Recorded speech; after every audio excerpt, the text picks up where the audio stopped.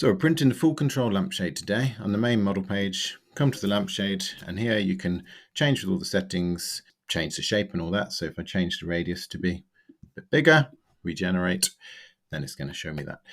It's a very detailed model, so it takes a while. If you do the quick preview, then things are really quick. It just shows you the general shape.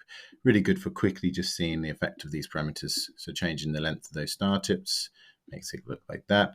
Making them very pointy with a small radius will make a really accentuated shape. Then we can change things like the number of star tips as well. So here you can quickly get a feel for what these parameters do, but you can't actually generate G-code on this page.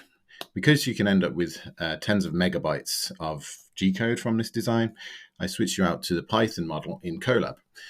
When you come to Colab, it's very simple. You just come down, press this little play symbol here. That will get you connected up to Colab, and then it will generate the design. Might take like 20 seconds or so. So now you can see the design here. That's the detailed one. I can again on here switch it to be the simple one if I want here, and I can also switch it to be G-code. So if I change it to be G-code, I come to these settings, change my choose my printer and everything. Make sure the center is about right for the middle of your bed. And then again, you can change all your settings here, just like you could in the FullControl website. Once you click play now, because I've selected G-code here, it's actually going to download that G-code. This again could take quite a while because it's generating so much G-code and downloading it. So give that 20 seconds or so. Okay, so now it's downloaded that. So you can open that G-code in whatever preview software you like or your printer software.